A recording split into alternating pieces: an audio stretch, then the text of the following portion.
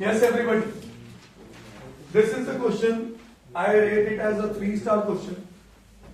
Why? Because of the complexity of this particular question. Question says, find value of m for which the lines, मेरे पास ये कोई दो lines है, एक को मैं L1 लेता हूं, एक को L2 लेता हूं. This is the equation of line L1 and this is the equation of line L2.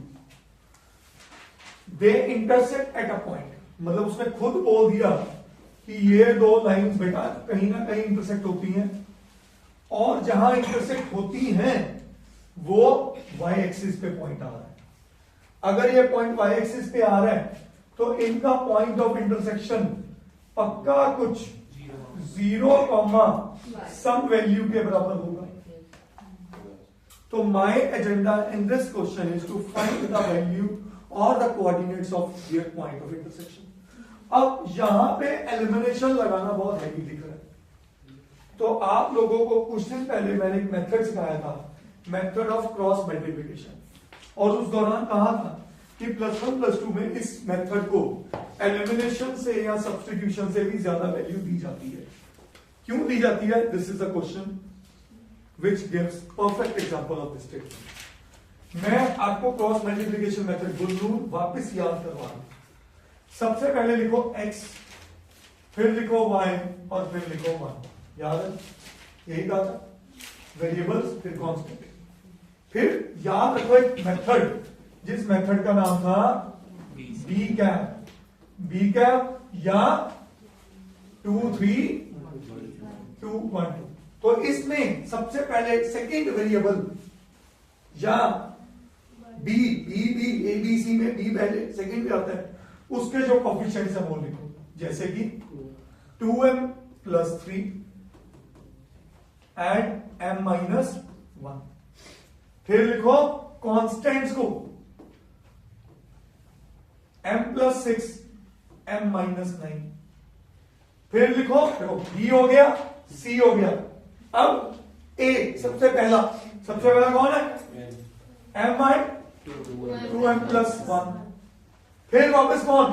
यहां से शुरू है, वही है 2m + 3 m - 1.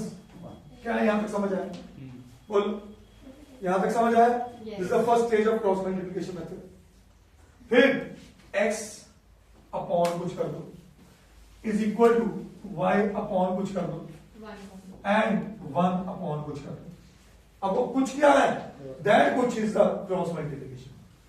इन दोनों को मल्टीप्लाई करो और इन दोनों को मल्टीप्लाई करो, बीच में क्या लगेगा? माइनस.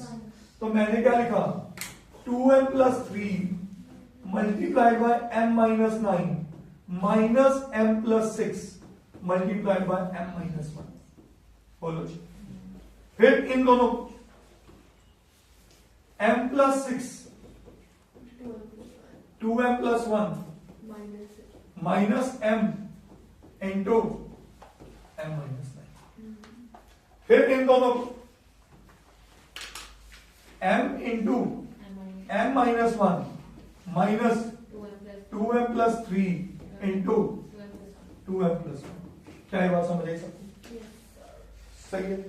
अब मेरे बात ध्यान से सब सीखना. मैं इंटरेस्टेड सिर्फ x में हूं, क्योंकि x वैल्यू मुझे पता है 0 है. y वैल्यू कुछ होगी, होने दो. मुझे तो m ढूंढना है इस बार. क्या ढूंढना है? m. तो मैं x कैसे निकाल सकता हूं? गुलनूर, इसको अगर मैं इसके साथ कंपेयर कर दूं तो मेरे पास x वैल्यू हो जाएगी. यस और नो? इसको इससे करूंगा तो क्या आएगी? y value. मैं किसमें इंटरेस्टेड हूं? x में. तो मेरा x बना यहां पे, ये उधर चला गया 2m × m 2m square, 2m × 9 -18m plus 3m क्या बना? -15m. 3 × 9 -27 माइनस. ये इनको पूरा m प्लीज बेटा वास्तव m × m, बाहर एक माइनस है तो -m², m × -1 -m, 6m 5 + 5m, बाहर माइनस है तो 5m, yes or no? 6 into -1 -6, बाहर माइनस है, क्या होगा +6 अपॉन में क्या आएगा इनकी मल्टीप्लिकेशन, यस और no? m into m, m square minus m, सही है? 2m into 2m 4m square, बाहर नेगेटिव तो -4m square, 2m into 1 2m, 3 into 2m 6m, 2m and 6m 8m, बाहर क्या माइनस तो -8m, सही है? 3 into 1 3 और बाहर माइनस तो -3, क्या ये बात समझ आई? और अब सब इस बात को समझे कि ये सारी वैल्यू किसके बराबर है? 0।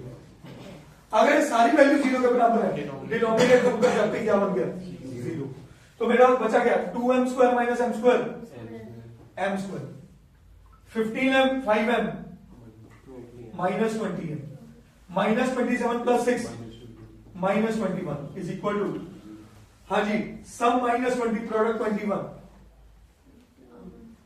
बोलो -21 + 1 बेटा, क्योंकि x कोऑर्डिनेट 0 है ना और y एक्सिस, x कोऑर्डिनेट 0 है, मैंने x कोऑर्डिनेट ही निकाला, x ही निकाला इसमें उनका पॉइंट ऑफ इंटरसेक्शन, ठीक है? तो ये बना m -20 sorry m -21 into m + 1 is equal to 0, yes और नो? तो m की वैल्यू क्या आ गई?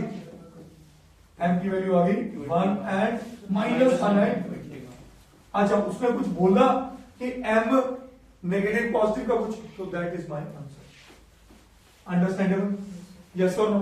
सिर्फ एक चीज देख लेना, डिनोमिनेटर में अगर कुछ पुट करके 0 ना बनता हो इन दोनों में से, तो वो रिजेक्ट हो जाएगा, अदरवाइज दिस इज आंसर, करिए।